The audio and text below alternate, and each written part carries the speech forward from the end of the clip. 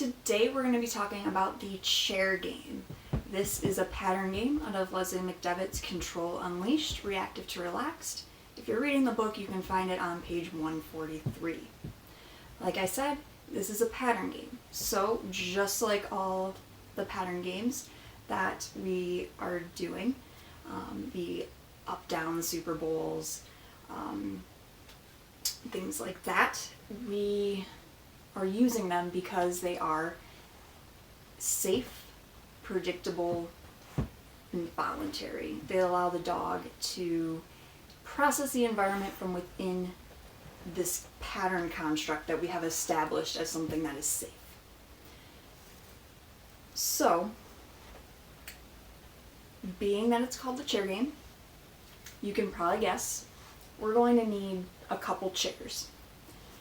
This game is nice because most places you go have chairs that you can grab and use for this game. If you go to the vet clinic or to a show or to a training class, things like that, you can grab a chair and kind of get your dog into the pattern as a way to process the environment. Chairs are easy to see, they stand up as opposed to a mat that's on the ground. Not saying that you can't use this pattern with a mat, but chairs make it really easy. A lot of dogs get really excited about this game. They really seem to process the environment better and faster through this game. They're moving, they're looking at things, and they are choosing whether or not they are going to participate and whether or not they're going to move towards something that might be a trigger. So, that being said, we want to listen to our dog a lot when we're playing this game because it is up to them whether or not we are moving about and continuing with the game. Alright, so what does the chair game look like, you're probably asking? The chair game is pretty much set up between two chairs, and it starts out very much like the up-down game. We're going to start on chair 1 over here. We're going to put our treat on it, the dog eats it, they look up at us, we click, we put another treat down on that chair. We're going to do that a few times just to get them used to the pattern and get them understanding that their look up equals their request for the treat. This is going to end up turning into a request to move. So after we do that several times and we get them looking up and we're clicking, we're going to bring in our second chair. And we might set them very close together at first. So it'll be treat goes on this chair, dog eats it, looks up, we walk together, so the dog is the one leading us and it's voluntary, to the chair over here. The treat goes on this chair. So the treat that you clicked over on this chair is going to be given at this chair. They eat the treat on this chair, look up, click, and we go back to the first chair. We're going back to the first chair because we want to be able to give them that release. We want them to be able to know that this is safe and it is predictable that they get to leave.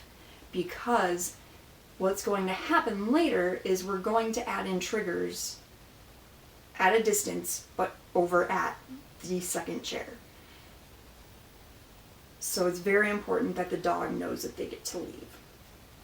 If our dog is seeming not super into it, distracted, they're not really requesting to move, and we've built up that solid pattern, that's indication to us that the environment wanting to go toward their chair. So we can bring that, we can change the environment, we can do certain things there. It's a good learning, stressful, or there's something in between this chair and this chair that's a little bit stressful, and it could be something that's kind of way back in the field there. So we want the dog to have the choice, and we want to really be listening to our dogs when we're playing this game. Okay, so we're going to show the chair game with a couple dogs. One chair is going to be this cat here, and the other chair is going to be this blue piece right here. And we are going to start out just with doing the up-down game on the first chair. So this is going to be chair 1, and that will be chair 2. So my dog comes over here. Get on the floor. Hardcore dogs, man. So I'm going to put my treat down on chair 1. He eats it, looks over to me, and I'm going to do that a couple of times.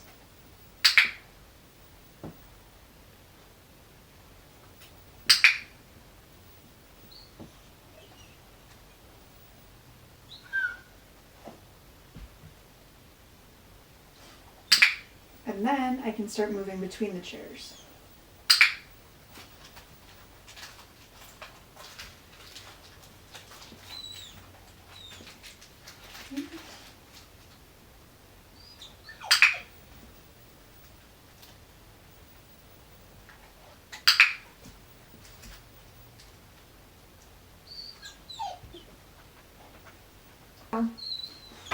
If these chairs were further away from each other, we would want to be walking together. So, come over here.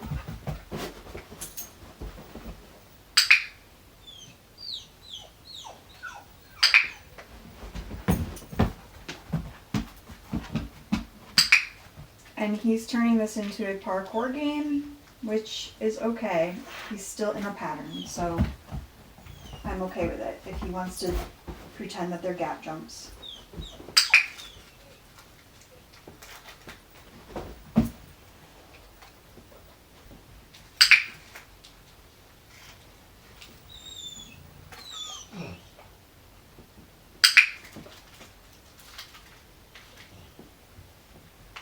So again, we're going to start with our reset treat. So we're just going to do some up down here.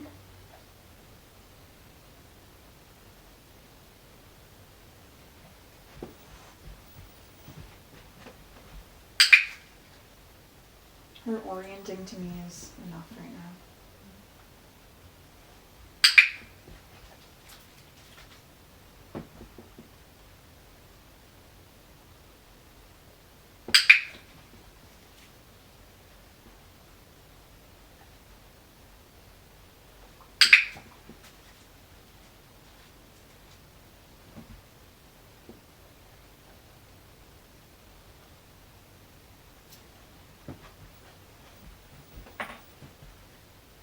You can see she's a little nervous, she's a little unsure.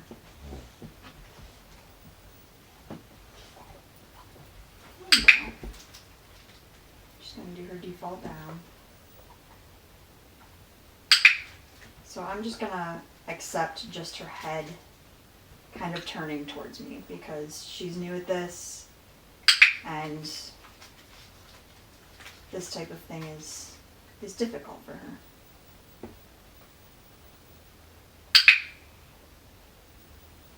So we're probably going to stay longer at this step than with Danny.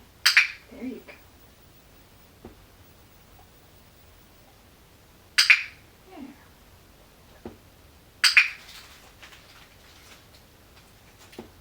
I know I should have used something already cut up.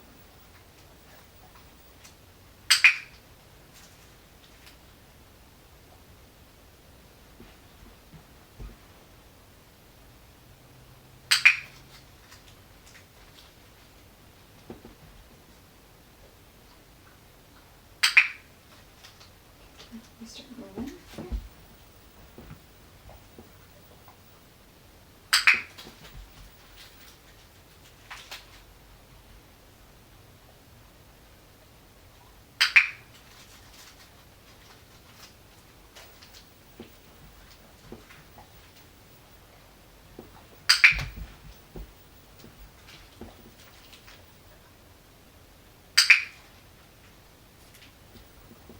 And if this was a real life scenario, her laying down, I would probably take as a indicator to not go to the next chair. But for her in this environment, I know that her laying down is just her default. She does it whenever she is waiting for her reinforcement or whenever she's not quite sure what the game is yet. So if we were out and about playing this, I would take this as her saying, no, I'm not moving to the next thing. But I know her enough that this is her not sure of what the criteria is, so I need to break it down a little bit better and be a little more clear about what we're doing. Here. Can I start this? So let's go back to this.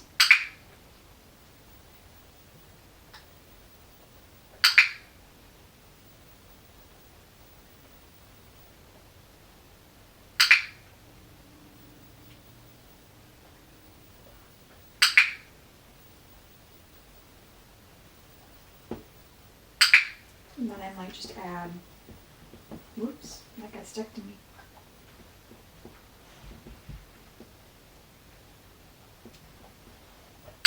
One in there and then come back here and do several over here.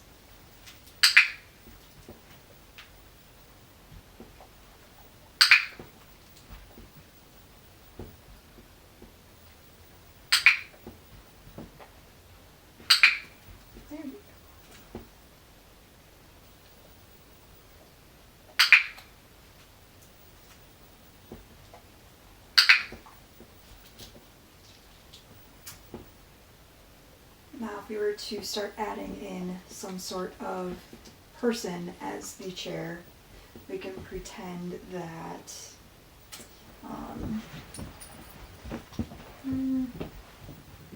let's pretend that Danny Pillow is a person. So person just becomes part of the chair. He's just going to lay down here. And they just do nothing. So they would just have their hands out as a bowl. We're putting the food right at their feet. So I'm going to have my treat over here.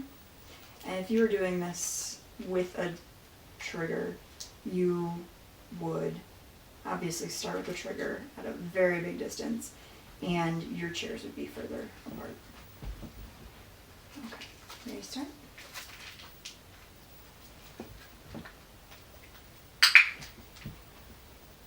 So this person would stay completely still, and I would put it in their hands.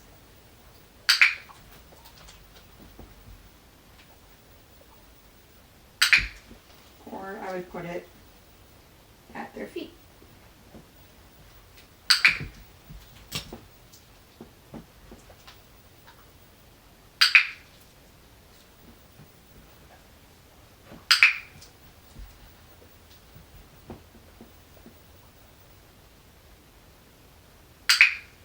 And if they're, not giving a clear indication or wandering, sniffing a lot, you can hang back and just do some up, down, like on the first chair, incorporate some look at that into it, incorporate some take a breath into it, and just get them comfortable there. They don't have to go to the second chair.